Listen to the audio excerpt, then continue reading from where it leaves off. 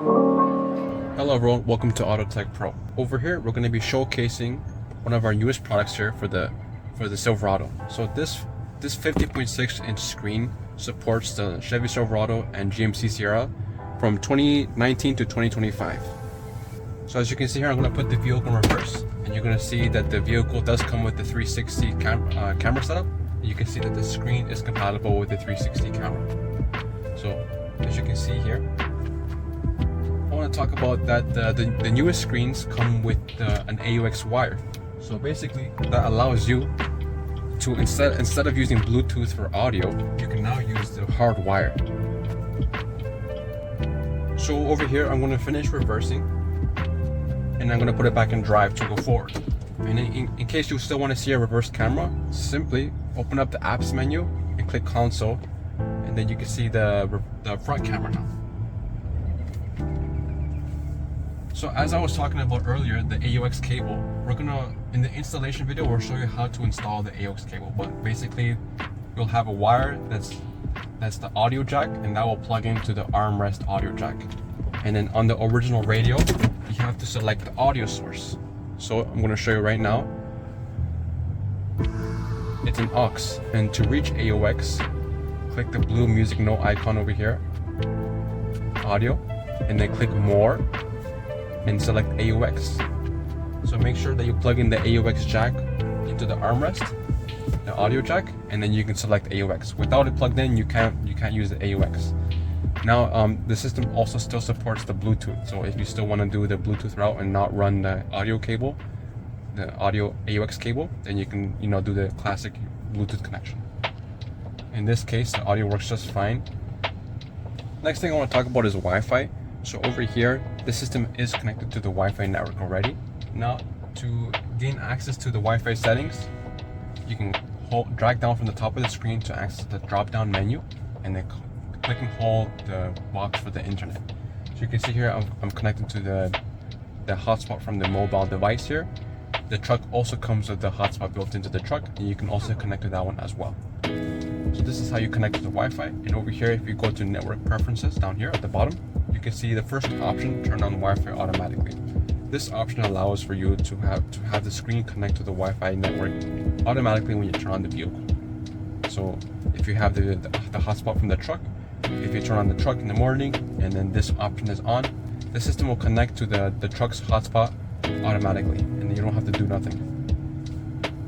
And then we can back out.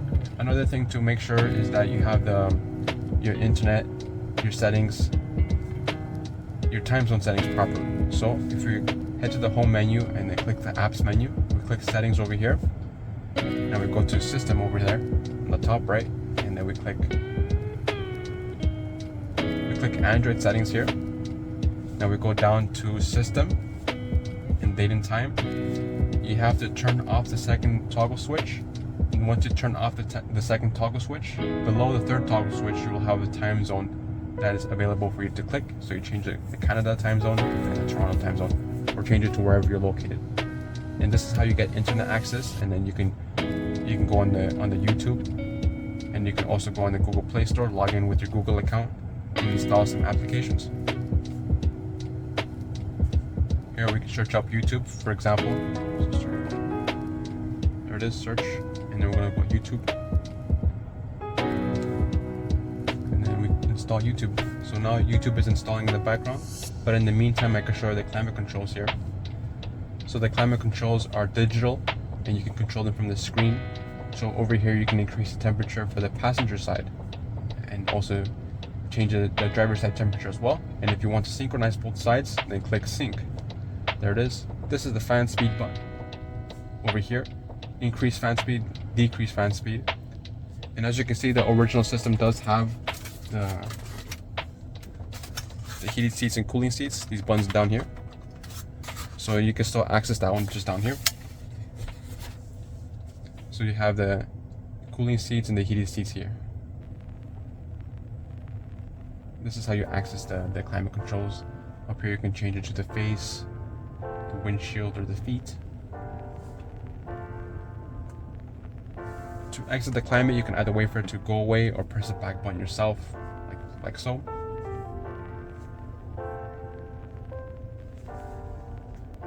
The next feature I want to talk about is the home page. So if you're not fond of this home page style, go over here to the bottom right 4 squares icon, then click settings over here. Now you want to click general, the general tab on the top left, and then the first option, home page style, classic style, you can change it to modern style. So now it's changing, give it a second to change. And then we can press the home button to check it out. So this is the modern style. It's kind of like a phone or an Android tablet. And if you want to change the wallpaper or move the icons, you just hold it like this. There we go. If you click an empty space, you can add widgets. So you can have widgets there.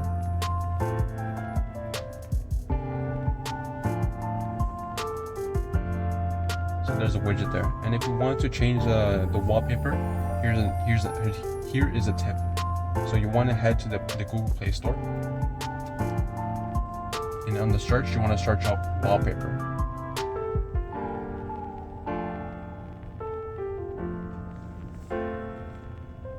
So you want to look for a wallpapers application by Google. If you open this one, you'll be able to customize your wallpaper. For example, set wallpaper, set home and lock screen, and then we press home, and here's our new wallpaper. But for the demonstration, we'll just stick with the classic style. Next thing I want to show you is a offline maps feature. So basically, if you want to continue to use the Google Maps on the system here, I'll show you which one I'm referring to. This one. This is the Google Maps that's natively running on the Android screen. And if you would like to use these maps offline, then basically you want to click on the icon up here and then click on offline maps. Here it'll show you a list of offline maps that you've downloaded in the past, but we don't have any offline maps downloaded just yet, so we'll select our own map for now. So this gives you instructions on how to download the maps. So here you can download which area of maps you want to download. You can do multiple areas. So right now you can see that this download will use up to 430 megabytes of space on your system. So basically you select the area and you click download, and then afterwards, let's say you're in a rural area that has no phone towers nearby and you have no data or Wi-Fi, then you can use the offline maps for navigation. Now I want to show you the DSP. So if you open up the apps menu and then we look for DSP, we can see that you have customization to customize the audio.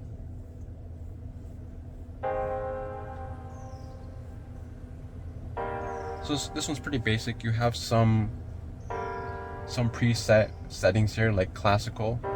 We'll turn it on first and then click classical. So that'll change a bit of the high frequencies and the low frequencies. So there you have it. You can change a lot. There's a lot of options, accessibility here. And then for now, we'll just go standard, but this is how you change that one. And if you want to change if you're done changing the equalizer and you want to change the balance or the fader, then you don't change that option here on the screen. You have to go to the console over here.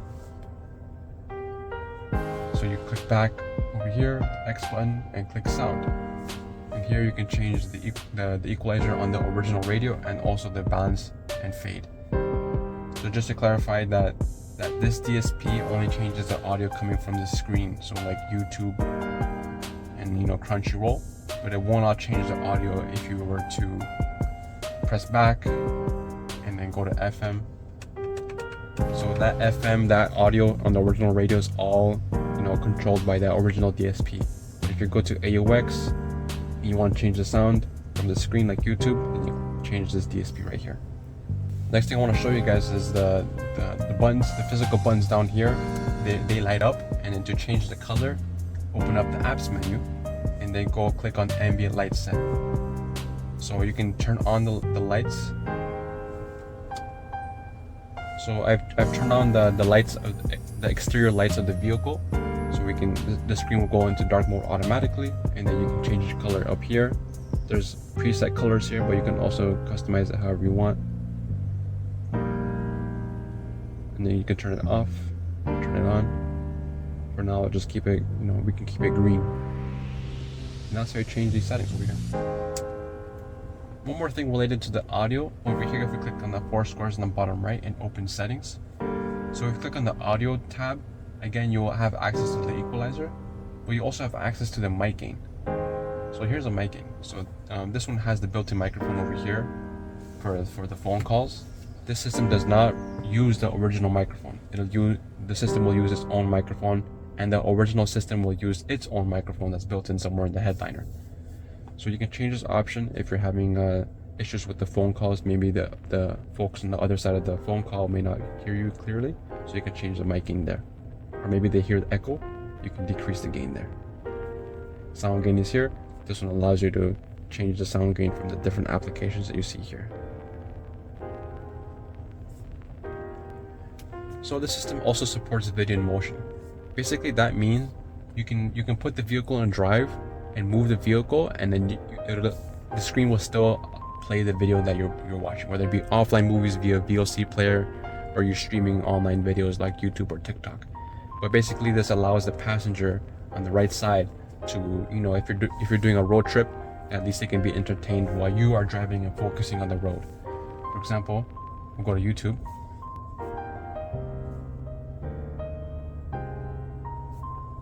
So we can watch some video like the GTA 6 trailer. You can see that and then we'll increase the volume. Let's go get me my checks. See you, Brian. Love you, Jason.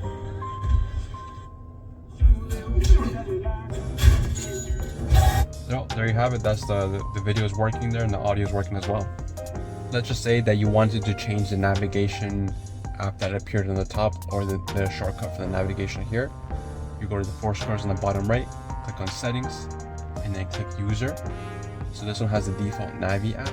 You can change it to any app you want. So right now it's set to the Google Maps, so we'll stick with the Google Maps. But that's how you change the top, the shortcut for the navigation up there, and then the top half there as well. You'll see that on the classic style home theme, you can have access to some shortcuts up here on the top of the screen, but you can also customize these ones right here. So to customize, you can click it there, and then you can choose which app you want to launch, just like so. You can also customize the settings, user, and app customize. Here you can change it as well. The next thing I want to talk about is Apple CarPlay and Android Auto. So my recommendation is to have the phone, your personal phone, not connect to both systems at the same time. So for example, if you don't intend to use Apple CarPlay and Android Auto and just get the data on the system from your phone hotspot, then you can just leave your phone connected to the original radio, like so. I'm going to click on the phone application, and then click on the phones tab there. So if we click the connect button there, the connect phone button, we'll see a list of the original devices here. So basically your phone can still be connected here and connect to it actively, and then you can have your hotspot turned on and then have the Wi-Fi of the system connect to your hotspot, and then you can have the data, and then you can still make the phone calls via the original system. So that's one way to use the system. But if you would like to use Android Auto or Apple CarPlay, then you need to take these necessary steps. So first you want to click on the add, cancel this one. So exit this page here. We're only going to connect the phone to the new system only. So basically you want to delete your phone from this list over here. And on your phone, you want to delete the GMC truck from your phone here. Delete the phone from the original radio there. So once you do that step, the next step is to go bottom right 4 squares and then open up the Bluetooth icon on the top. Click the chain link icon on the top right, and then click search. That's the magnifying glass, the symbol. And then on your phone, you want to head to the Bluetooth. Make sure it's turned on. And you'll see that the AutoTecPro iPhone is here. Click it so it's highlighted, and then press connect. So on your phone, it's going to ask you to pair. The numbers won't even show on the screen, but just click pair. And then this is up to you. This is personal. This is optional. This basically allows the phone book from the phone to download onto the screen. I'll skip this one for now. So now it's going to be on this page right here. So click the 4 squares in the bottom right and then open up the Apple CarPlay app, the green Car Auto app. And this is the next step to connect the Apple CarPlay. So now on your phone, you want to click connect. You can see that the Wi-Fi is turned off. So just to clarify that you cannot use the hotspot from the phone anymore because the Wi-Fi is turned off. The Wi-Fi is turned off on the system because the hotspot is turned on. So just to explain, the hotspot of the Android machine is turned on, and your phone's Wi-Fi, you can see here, your phone's Wi-Fi will connect to the hotspot of the Android machine for Apple CarPlay. So we open up CarPlay, press back here, CarPlay, and here's the CarPlay. So the phone calls are supported here, the music is supported here, and the navigation from your phone is supported here. So most of the apps will be shown here from your phone, but mainly it's just navigation and messaging apps and music application. On CarPlay, you can't do any type of watching any type of videos. So just to re-explain, the Wi-Fi is off on the system and the hotspot is on the system. The Wi-Fi is off, and the hotspot is on. And your phone's Wi-Fi is connected to the hotspot of the Android machine when you're doing Apple CarPlay. So the issue is that you won't get any Wi-Fi where you have CarPlay on. So to get Wi-Fi on the system, you have to turn off the CarPlay on the phone. Otherwise, the other alternative is to get the SIM card. So you can see down here, we have the SIM card slot holder here. So this one supports a SIM card. So the SIM card is supported here. You can contact the phone company for the SIM card. Make sure the SIM card has a phone number attached to the SIM card. If the company asks you for the IMEI number from the Android screen, just know that the one provided by the Android screen will not work. So basically the IMEI number is just an identification number for the phone companies. The phone companies will use that number to identify what kind of device will be using their SIM card, what kind of device will have access to the phone network. Right, so they can't identify this Android screen device with the Android screen's IMEI number, so that won't work. So they're gonna tell you it's uncompatible. But in reality, the Android screen is compatible with the SIM card. So to get around the situation with the IMEI number, you can give them the number from an iPad that can support the SIM card. You can give them the IMEI number from your phone. You can give them the IMEI number from an iPad or an Android tablet, so that at least they can identify the device that you're trying to hook up to their network, and then they will release the SIM card to you. But at that point, you can just plug the SIM card into here, and then the next step you have to do is you have to reset the system. There's a reset button here. Once the SIM card is inserted, reset the system, and then on the top right of the screen, you will see that the unit is connected to the phone network. It'll show the cellular reception bars on the top right. All right, one more thing I want to talk about is that this one comes with the USB. The USBs are really important because not just because that they can do file transfer, but it's also important because it will be used for the software updates. So basically, you will download the software update in the future from your computer onto a USB thumb drive, just like so, and then you plug it into the system, and then you'll be able to update the system. So it's really important to run those USBs when you're installing the screen as well. They are crucial. One more thing I want to show you is that this unit is compatible with voice control. So especially on the CarPlay application, we're gonna click and hold at the bottom left here. How is the temperature going to be like for today? The high today will be 23 degrees Celsius, and the low will be 12 degrees Celsius. Where is the nearest gas station? One possibility is Esso on Kennedy Road in Markham, a little over a kilometer to your east, and it gets 4 stars on Yelp. Is that the one you're looking for? No, thank you. The second is Petro-Canada on Steeles Avenue East in Markham. So you can see that the microphone can hear our voice pretty clear. The the phone can understand what we're saying, and the screen updates, shows you the direction you need to go. It's pretty convenient. Lastly, the system can be purchased from our website, AutoTecPro.com. If you guys have any questions, please visit AutoTecPro.com. We'll be more than happy to assist you. Thank you for watching. Bye bye.